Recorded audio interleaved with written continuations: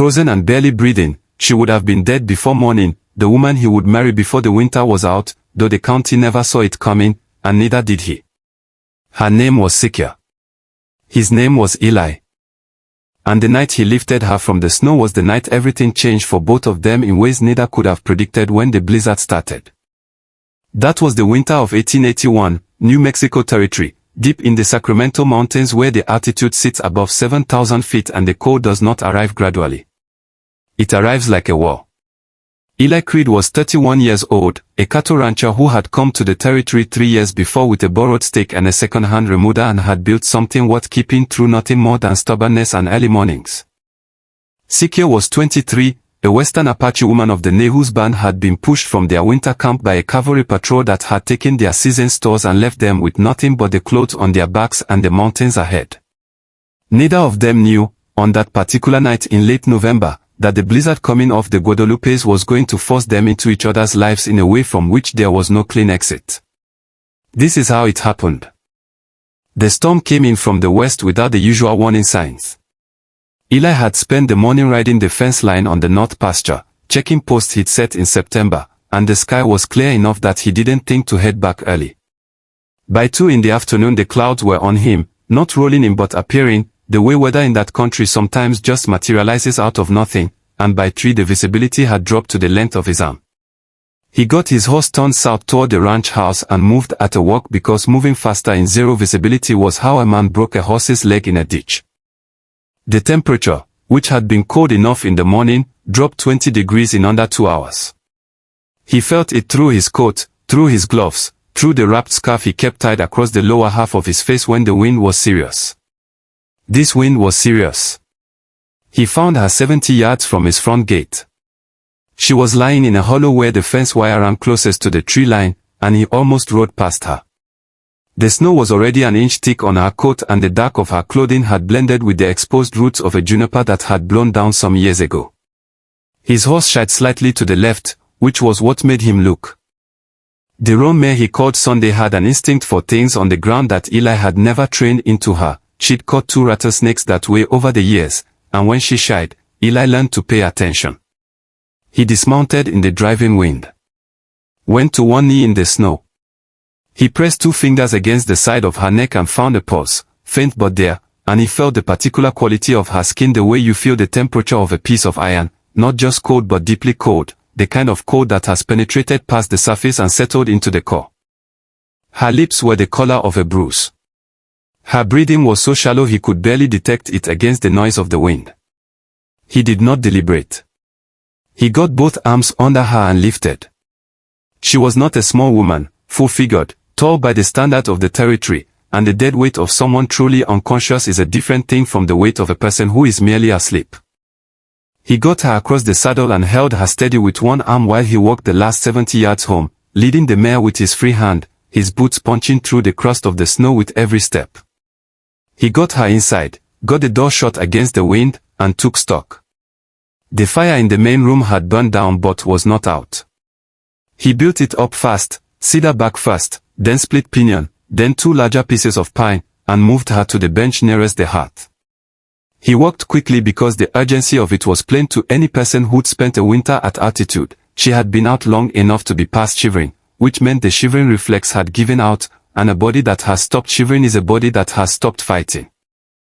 He stripped the wet outer layers, the sodden buckskin coat, the blanket she'd had wrapped around her shoulders that was now frozen stiff, and covered her with the 2 wool blankets from the bedroom shelf.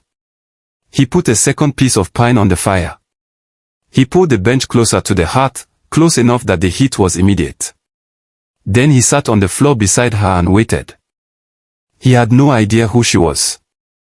He could see from the cut of her moccasins and the particular beadwork on the pouch still looked at her waist that she was Apache, Western Apache, by the pattern, but the Sacramento Mountains in 1881 had seen enough movement of bands, enough displacement and relocation and people pushed off one strip of land and onto another, that being Apache in these mountains in November told you nothing specific about where she'd come from or where she was headed. He did not think about any of that. He thought about the color of her lips and whether the warmth was reaching her fast enough. About an hour into it, she started to shiver again. He understood that as a good sign. The shivering meant the body was fighting back, meant the core temperature was coming up, meant the reflex had returned. He kept the fire fed. He heated water in the cast iron pot and held a warm cloth to her hands, then her feet, working his way inward the way he'd been taught by an old man in Arizona who had survived 2 nights of exposure and considered himself an authority on the subject. He had no warm broth ready because he hadn't been expecting company, but he put a pot of water on with some dried venison and waited for it to become something she could drink. She came around in the second hour. Not all at once. First her breathing changed, deeper, more regular, the labored quality of something mechanical becoming something natural. Then her hands moved. One of them, the left, made a small gripping motion around the edge of the blanket, the way a person's hands sometimes move before the rest of them catches up. Then her eyes opened, and she looked at the fire before she looked at anything else. When she finally looked at him, her eyes were dark and clear and completely awake. She had the eyes of a person who comes back from something difficult and immediately needs to know where they are. He stayed still. He kept his hands in view, resting on his knees, not reaching toward her, not drawing back. He explained the situation in plain words. She'd been down in the snow, he'd brought her in, the storm was still going. The way you'd explain a simple fact to someone whose language you weren't sure of. She looked at the fire. She looked at the ceiling. She looked at the door, which was barred against the storm. Then she looked at him again. Water. One word, precise, in English. He got up slowly, without sharp movements, and poured a cup from the kettle at the edge of the hearth, warm, not hot. He carried it to her and set it within her reach rather than handing it directly, giving her the choice of whether to take it. She took it, drank, paused, drank again, and he could see in the steadying of her hand that the warmth was reaching something inside that needed it. Her name came on the third swallow. Sikya. He gave his back. Eli Creed. This was his house. She took that in as a reasonable thing to have confirmed. Then she wanted to know about the blizzard and he told her it was still coming down hard. She couldn't have walked out of here tonight even if she were fit to walk. She looked at the window, which showed nothing but white, and made a small sound that was close to agreement. He put the simple question, was she hurt beyond the code? She took inventory the way certain people do, not anxiously but systematically, the way a person moves through a checklist. She flexed her hands, one then the other. She moved her feet inside the blanket. She pressed 2 fingers briefly to her right side, paused, and appeared to decide the pain there was not going to become meaningful in the next few hours. Not hurt, she concluded. He moved back to the fire and gave her the distance of the room. Venison broth was on, she could sleep on the bench, he'd take the floor. She made no reply. He fed the fire and did not watch her. He was not a man given to a great deal of internal commentary about events as they unfolded. He'd come to the territory as a practical person and had gotten more practical over the 3 years he'd been here, the way the country tends to make you, because impracticality has a high cost in a place where the weather is serious and the distances are long and there is generally no one coming to fix things for you. A woman had been down in his snow. He had brought her in because leaving her was not something he could do and remain himself. The complications that arrangement might produce were real but they were not the present emergency, and he did not borrow tomorrow's trouble tonight. He served the broth. She sat up to take the bowl, moving more easily than he'd expected for someone who had been that far under, and she ate with concentration. He noticed that she watched the fire while she ate rather than watching him, which he understood as a reasonable strategy. The fire was not a threat. The storm ran through the night and into the following morning. By dawn it had dropped another 8 inches and the temperature outside was somewhere around 10 degrees by the feel of it, which made it a good morning to stay where you were and do nothing complicated. Eli banged the fire and went to the barn to see to the stock and came back to find Sikya on her feet, moving carefully around the main room in the deliberate way of a person taking the measure of a space. She had folded the blankets and left them squared on the bench.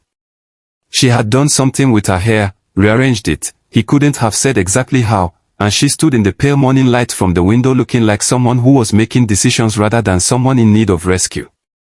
He put a pan on for coffee. From the window, without turning, she announced that his horses were safe. He looked at her. How did she know about his horses? She'd been able to see the barn from the bench the night before, when the fire was bright and the window was dark outside. She'd watched them while he slept. The roan mare had been restless for a while. She'd settled. He absorbed this and said nothing for a moment. He remarked that she spoke English well. I learned it at the school at Fort Stanton. A brief pause. I left the school at Fort Stanton. She delivered both sentences with the same flat tone, which put the space between them. What happened at the school that made leaving the correct choice, clearly off limits? He did not push. He had some idea. He offered coffee and she accepted. They drank coffee by the fire while the snow continued outside, and she explained, without being pressed, something of how she had come to be in the hollow by his fence. Her band, they from the northern Sierra Blanca, had been in their winter camp above the tree line when a cavalry detail came through 3 weeks earlier, not on patrol exactly, but moving through with a kind of purposeful roughness, looking for a family that had left the reservation without papers. The family they described bore no resemblance to anyone in her band, but the soldiers had taken the food stores as a precaution against the band providing provisions to the escapees, which left 53 people going into winter with nothing. The band had moved south toward lower elevations, looking for game. The hunting had been difficult. She had separated from the main group to track a deer east toward the Sacramento slopes, and the storm had come in faster than she'd read it. 53 people. Eli looked at the window and thought about what he had in the barn, the half-side of elk, the dried beans, the salt pork he'd put up in October. What he could spare without cutting himself short of a winter. He did the arithmetic in the way of a man who has learned to think in terms of what things actually cost, not what they cost in a world where more was easily available. When the storm passed, he'd put together what he could, if she could point him to the camp. She fixed her attention on him with the particular quality you give to a thing you're trying to read correctly. Why? It was a fair question. He thought about how to answer it honestly.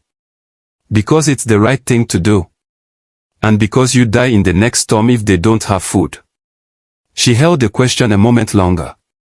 Most men of his kind, she put it, didn't reason that way about her kind. He knew it. And he was not most men. He looked at his coffee when he said it, not at her, because saying something like that and holding someone's gaze while you do it puts you in the position of waiting to be believed, which is a different kind of claim than just saying the thing and letting it stand. She studied him a moment longer. The camp was 2 days north and east of here, above the tree line near the white rock face. She could draw him a map. The storm broke the following afternoon. Eli spent the intervening day doing what needed doing on a ranch in winter, checking the horses, repairing a section of the north fence that had partially collapsed under the snow load, splitting more wood than he expected to need because his calculations about the winter had been recalibrated by recent events. Sikya moved through the house and around the barn with a self-possession that made the space feel less like a place she was imposed upon and more like a place she was assessing. She was good with horses, which he noticed because the roan mare who shied at strangers did not shy at her. She found the split in the barn siding where the wind came through and showed him, without comment, where the cold was getting in. He patched it that afternoon. By the second day he had stopped trying to figure out the correct social architecture of a situation that had no clear precedent in his experience. She was there. He was there. There was work to do. They did it. On the third day, when the roads were passable, they rode north together to find the camp. The Ney winter camp was where she had placed it on the map, sheltered against the white rock face in a natural alcove that the wind went around rather than through, a good campsite chosen by people who had been reading this country for longer than his people had been in the territory. The 53 people of her band were in poor condition but not in crisis, which he understood as a tribute to how well they knew what they were doing. The elder who came out to meet them on the trail was a woman of 60 or so who looked at Eli with a directness that he found easier to meet than the sideways suspicion he was more accustomed to from people who had decided in advance what he was. Sikya spoke with her at length. He waited. The elder looked at him again and made her assessment known through Sikya. He had a good face but stupid eyes. She meant it as a compliment. A clever man hides his face and shows his eyes nothing. Eli did the reverse. He did not know what to do with this. He decided to accept it as good faith and relayed his thanks through Sikya. They unloaded what he'd brought, the elk, the dried goods, the salt pork, 2 bags of dried corn he'd meant to sell in the spring. He would need to replace them, which was a real cost, but it was a cost he could absorb. The elder watched the unloading with a practical attention that reminded him of the way he watched deliveries, counting without appearing to count. When they were done, the elder had one question, relayed through Sikya: why? He looked at the elder directly. Because your people need food and I have some to spare. And because Sikya was near dead in my snow, and bringing her back seemed worth doing, and this is part of the same thing. The elder looked at him for a long time. She said something that Sikya did not immediately translate. What did she mean? Eli asked after a moment. A brief quiet. Then Sikya passed it on: a man who does the right thing for small reasons is more trustworthy than a man who does it for large ones. He was not sure he fully understood that, but it sat right in his chest in some way he didn't try to analyze. The ride back to the ranch was quieter than the ride out, the way silence sometimes gets more comfortable rather than less when 2 people have been somewhere important together. He did not invite her to stay. She did not offer to leave. When they reached the ranch house and he put the horses up, she was still there when he came back inside. Neither of them mentioned it directly. He gathered later that she was considering something, whether to go back to the band, whether to continue south alone, whether the situation at the camp was something she needed to be there for. He did not press her reasoning. He walked the ranch and she helped him walk the ranch, and they talked in the way of people who are carefully finding the edges of each other's territory, which is a slow process but a real one. The town came into it about 10 days after the storm. He needed to go into Tularosa for supplies, grain, mostly, and a new beat for the Sora gelding who had been working with a beat that didn't fit right. He would be back by evening. When he returned, the evening was settling and cold and the house was warm and there was venison stew in the pot and the fire was built exactly right, not too high, not too low, the way a person builds a fire when they've had occasion to manage one on their own. The complication came in the form of his nearest neighbor, a man named Hadley Birch who ran cattle 6 miles east and had come to the territory a year before Eli and considered himself, on that basis, something of a founding voice in how things ought to be done in the area. Birch had been to Tularosa on the same day and had come back past the ranch on his way home, intending to return a bridle he'd borrowed in October. He'd knocked. Sikya had opened the door. Birch hadn't said anything to Eli directly. He'd looked past Sikya, muttered something about returning the bridle another time, and left. But Eli knew Birch well enough to understand that this was the beginning of something rather than the end of it. 3 days later, a man named Cruzodo from the general store came out to deliver a message, which he said he was doing as a courtesy. The message was from Reverend Payne at the church in Tularosa, who wanted Eli to understand that the town had certain expectations regarding the conduct of its citizens, and that the presence of a reservation Indian in a white man's house in an unclear capacity was the kind of thing that tended to create problems. Eli thanked Cruzodo for the ride and closed the door. He did not bring any of this up with Sikya immediately. She noticed him quieter than usual that evening and put the question directly. He laid it out for her. She listened without a visible change in expression. When he finished, she put it plainly: she'd expected this. He figured she might. What will you do? He looked at the fire. What I'm doing. She watched him. There may be consequences. There usually are.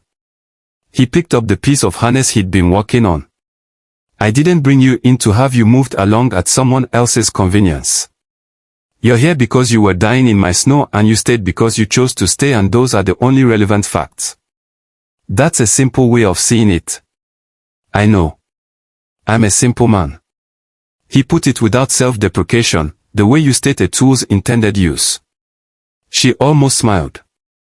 He saw it as a shift in the muscles around her eyes rather than an actual expression. Then she told him she would stay. Reverend Payne came out himself the following week, on a grey afternoon when the sky was promising more weather and the mountains to the north were already lost in cloud. He arrived at the front gate on a mule and said he'd come to call, and Eli let him in because keeping a man standing at the gate in the cold felt unnecessarily hostile. He brought Payne inside, sat him at the table, and put coffee in front of him. Payne was a small, careful man in his late 50s who had come to the territory from somewhere in Virginia and who had the manner of a person who considers himself a moderating influence on rougher people. He gave his piece in careful language, that the territory was still finding its way in terms of how different communities would learn to coexist, that social arrangements which transgressed the understood norms created friction that was bad for everyone, that he was not speaking against the Apache people as a people but only noting that certain situations, however they came about, created the appearance of impropriety. Eli listened to the whole thing without interrupting. When Payne finished, Eli put his position plainly. He'd found a woman dying in a blizzard and brought her in. She was a guest in his house. He was not in the habit of explaining his hospitality to his neighbors. Payne tried another angle, reputation, the difficulty of doing business in a community where a man had made himself controversial, how Eli might find it harder to sell cattle or source credit if the town had questions about his judgment. Eli looked at him without particular emotion and delivered a simple answer: he'd sell cattle somewhere else. Payne left without finishing his coffee. Sikya had been in the barn during the visit. She came in when the mule was gone and poured the unfinished coffee back into the pot. Her read on it was direct: Payne would not stop.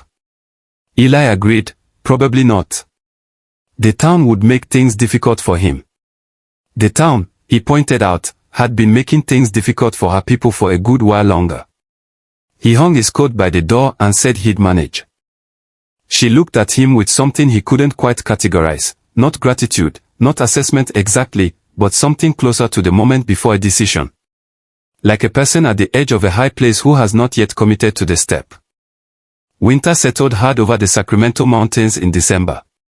The cold was serious, nights below zero, days that barely climbed to 20, the kind of cold that finds every gap in a structure and comes through it. Eli worked the ranch in the mornings and Sikya worked it alongside him, not because he asked and not because she needed to but because she was that kind of person, the kind who reads what needs doing and does it without making an event of it. She was skilled in ways that were immediately useful. She knew the mountain plants that treated cold and chest problems, which mattered because the sorrel gelding developed a respiratory illness in December and the treatment she prepared from pine needles and dried herbs addressed it more effectively than what Eli had been doing. She knew how to process hide in ways that produced material better suited to the cold than the commercial leather goods he'd been relying on. She had an eye for terrain, for reading where the snow would drift deep and where it would blow clear, for knowing which routes would stay passable and which would close. In exchange, and without being asked, she taught him things about the country that weren't in any book and weren't available from his neighbors, which springs stayed open in the deep winter, where the elk moved when they came down from altitude, how to read the particular coloration of a late afternoon sky that meant dangerous cold was coming in the night rather than in the morning. He'd been in the territory 3 years and thought he knew it reasonably well. He understood, over the course of that December, that he'd known it the way you know a place you've moved through, as opposed to the way Sikya knew it, which was the way you know a place that has been in your family for generations. He tried to say this to her one evening and got the words slightly wrong. He put it that her family had been here a long time. She corrected him precisely: her grandmother was born on this mountain. Her great-grandmother walked these slopes looking for the same plants she was using now. A pause. This was not his country in the same way it was hers. He knew it. But you are here. And you are not the worst of what came. He understood that was not exactly a compliment, but it was as close to one as the honest situation allowed, and he respected it more than flattery would have earned. The tribe's suspicion of him had its own shape, distinct from the town's. Where the town's disapproval was about propriety and the disruption of established social arrangements, the Ney elder and the people around her had real and specific reasons to distrust a white rancher in the Sacramento mountains in 1881. Those reasons were not theoretical. They were written in recent memory and older memory and in the composition of the camp itself: fewer people than there should have been, fewer horses, stores taken by strangers in uniform on the basis of suspicion that proved unfounded. He did not present himself to them as someone who deserved trust on any grounds other than demonstrated behavior. He showed up when he said he would, brought what he said he'd bring, and let whatever conclusions they drew arrive on their own time. He went back to the camp twice more in December, each time with supplies and once with the information that a cavalry patrol was moving through the lower valley and was likely to come north. The elder received this with the same careful neutrality with which she received everything else about him, which he understood as a reasonable position. But on the second trip, one of the young men at the camp, a serious-faced person about Sikya's age who turned out to be her cousin, a man named Sosai, came to stand near him while he unloaded and put something into English. Sikya spoke well of him. Eli looked up from the unloading. "That was something," he answered. Sosai pressed a little further. She was not an easy person to convince of anything. She had decided about Eli in 3 days, which was fast for her. Eli received this intelligence and put forward only that she was a remarkable person. Sosai looked at him with the particular directness that seemed to run in this family and delivered a simple instruction: yes. Don't forget it. The crisis came in late January. The issue had been building for a while in the form of a man named Frank Decker, who ran the largest cattle operation in the county and whose family had been in the territory long enough to have developed opinions about how it should be organized. Decker had not approached Eli directly but had been working through the social layer, and by late January there was a current of pressure in the county that Eli could feel without being able to confront because it existed in the form of missed greetings and withdrawn credit and the general social withdrawal that precedes more concrete action. On a Tuesday in late January, Decker rode up to the ranch house with 4 of his hands and tied off at the gate. Eli came out on the porch. Decker was a big man in his 50s who had the confidence of someone who had not been seriously crossed in a long time. He laid his position out plain. Eli's arrangement with the Apache woman was bad for the county, bad for property values, bad for the general project of maintaining the kind of orderly civilization that made it possible for decent people to build lives in the territory.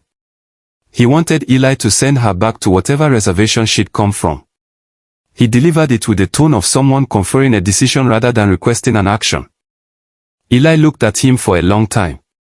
"She's not going anywhere. I'm not asking. Neither am I." There was a moment in which the situation was assessing itself, the way certain moments do, finding the next thing to be.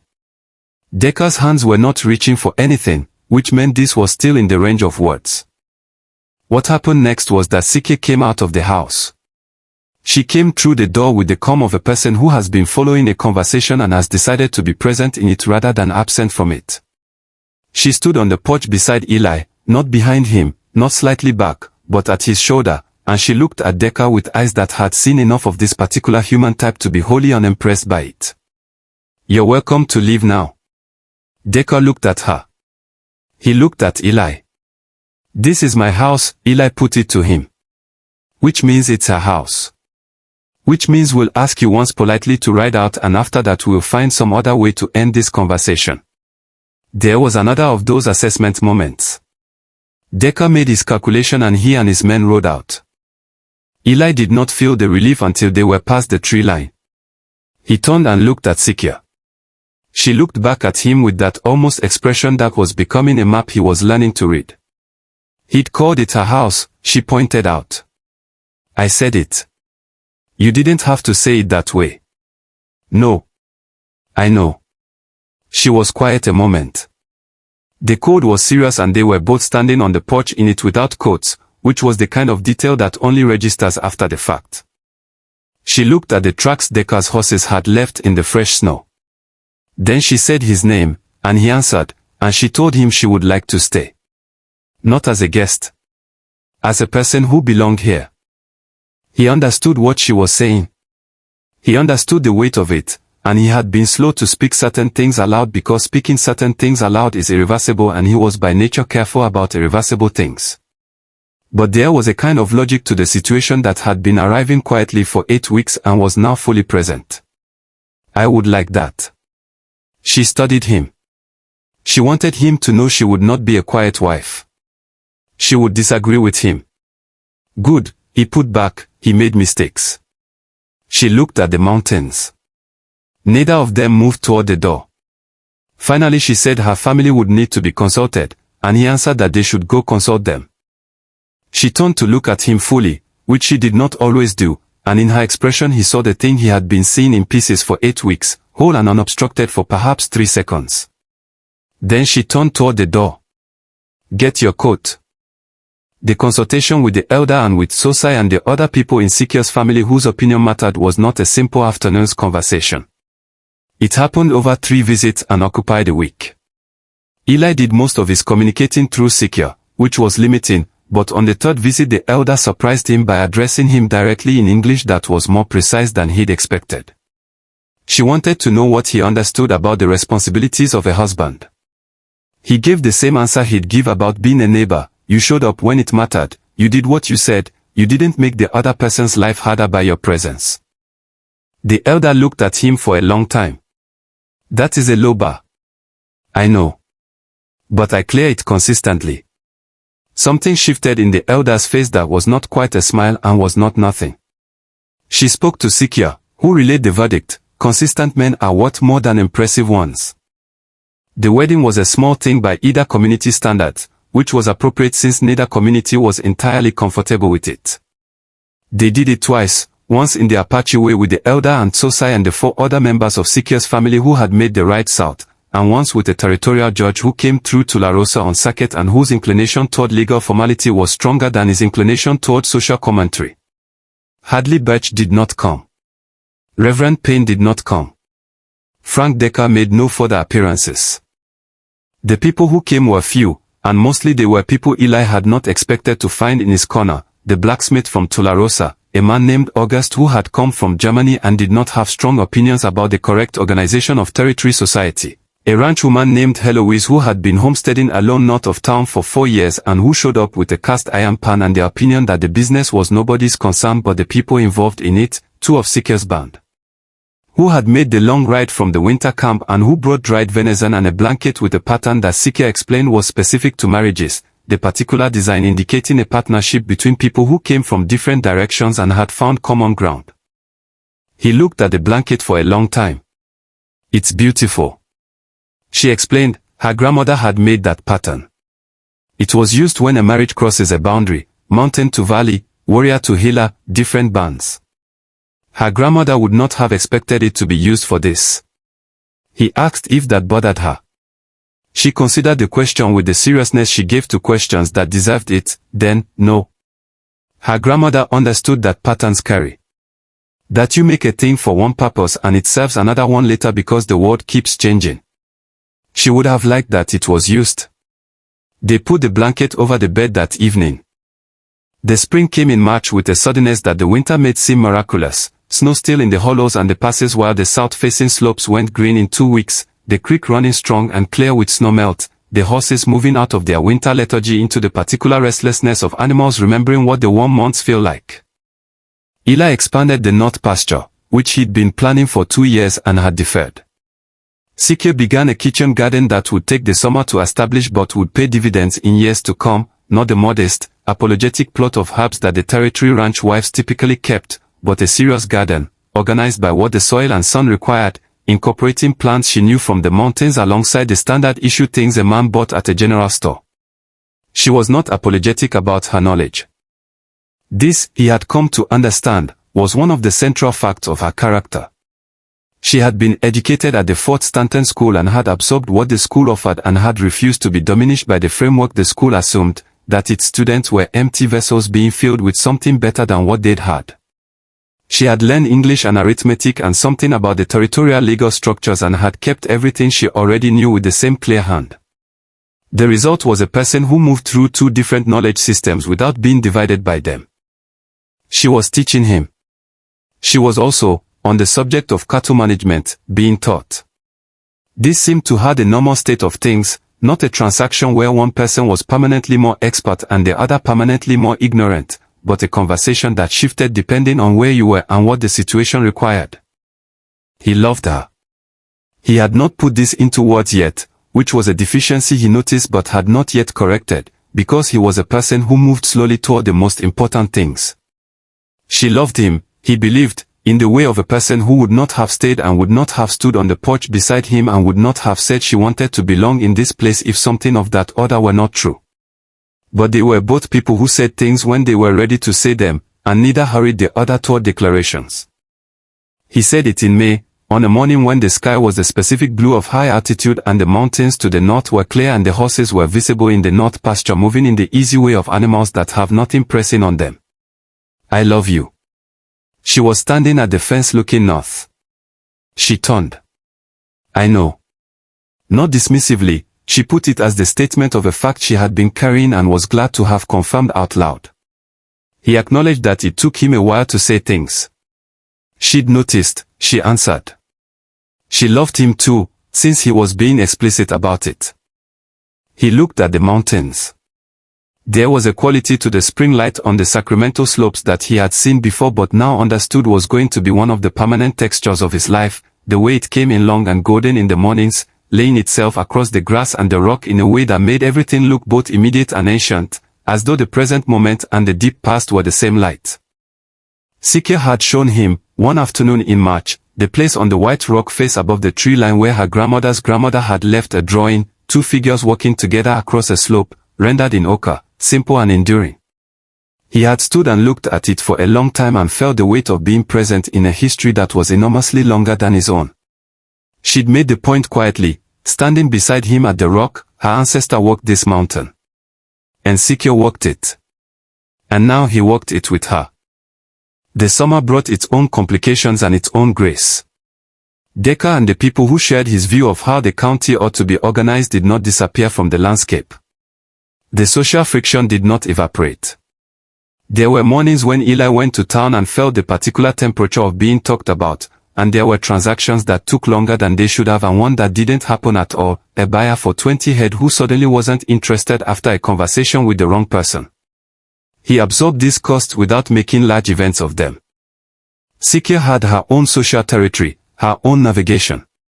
She went to Tularosa twice a month and managed the social landscape with a composure that he could see was a performance, not a false one, but the kind of performance that is required of people who exist in spaces that are not designed for them, and who have developed the skill of moving through those spaces without surrendering the thing inside that the spaces are trying to reach.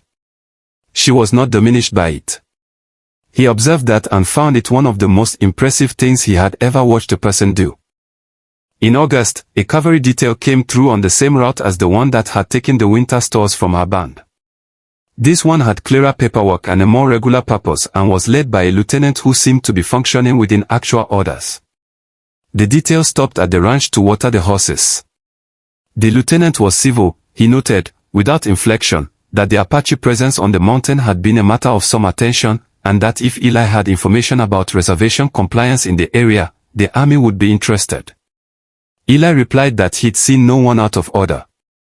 The lieutenant acknowledged Sikya with a formal word. She returned it with a single word rank. The horses were watered and the detail moved on. When they were gone, Sikya came to stand beside him. Neither of them spoke for a moment. It would keep happening, she put forward. He knew. There would come a time when holding this position had real costs. There had already been real costs, he pointed out. Bigger ones coming, she pressed. He looked at the track the detail had left heading north and acknowledged it, yes. And they would meet them when they came. She put her hand on his arm, briefly, the way she did when she was making a point without making it large. He put his hand over hers. They stood there a moment in the August light, looking at the mountains. The thing that was hardest for him to explain to anyone who asked, though fewer people asked as the year went on and the arrangement became simply what it was the particular quality of the life that had resulted from the decision he'd made in the blizzard. Not the good part specifically, not the fact of how the thing that had grown between them, but the quality of existence in a place where the present and the past ran together in ways he hadn't previously understood. He had come to the territory 3 years before in the way that people come to new places, carrying his own history but not much else, expecting to make something from the land without having to reckon with what was already in it. Sikya had not changed that expectation by arguing with it. She had just lived in ways that showed him its limits, and over the course of a year he had begun to see the landscape differently, not as a thing he was making but as a thing he was becoming part of, which was a different undertaking with different demands and, he thought, a longer future. His nearest neighbor August, the German blacksmith, put the observation to him once, over a beer in the saloon in Tularosa. Eli seemed like a different man than the one who'd come to the territory in 1878. Eli thought about it. Same man, came the answer. Better company. August laughed and set down his glass and said that was the kindest explanation he'd heard for it. The house had changed. Not dramatically, he was not a man who changed things dramatically, but there were differences that accumulated. The kitchen garden was a visible one, the serious organized plot Sikya had started in March that by September was producing more vegetables than the two of them could eat and had established the beginning of the perennial plants that would take 2 more years to fully bear. The interior had changed in small ways, a different arrangement of the blankets, the addition of certain things on the shelves that had not been there before, the way the fireplace lay from the ash of different woods. There was a smell to the house now, pine and sage, and the particular quality of a fire managed by someone who knew exactly what temperature they were trying to maintain, that was different from the smell of a bachelor's ranch and that he would have missed, he understood now, the same way you miss a thing you didn't know you had until it was present. There was the matter of how the space had organized itself around two people with different habits and different knowledge of the world. The kitchen utensils hung at a different height than he'd kept them, optimized for her reach. The single shelf above the fireplace that had held one item, a cracked compass that had stopped working in 1879, now held a small collection of dried herbs and the bones of a bird she used to read weather. The firewood was split differently than he'd split it, shorter pieces that caught faster and held a steadier temperature, and he'd adopted her method because it was better, the way you adopt any better method once you see it working. These were not large things. They were the material evidence of two lives adjusting to each other, and they had the particular quality of changes you don't notice happening, and then one day you look at the room and understand it has become something different from what it was. In October, as the first cold of the new winter settled over the Sacramento mountains, Sikya let him know at the kitchen window, matter-of-factly, with her coffee in hand and the frost on the north pasture beyond the glass, she was pregnant. He sat at the table and did not say anything for a moment. Well. She turned to look at him. Something cautious was in her face, not fear, but the caution of a person presenting information that might land unpredictably. He got up and went to the window and stood beside her. Good news, he put it simply. The caution in her face shifted. Yes, she agreed. It is.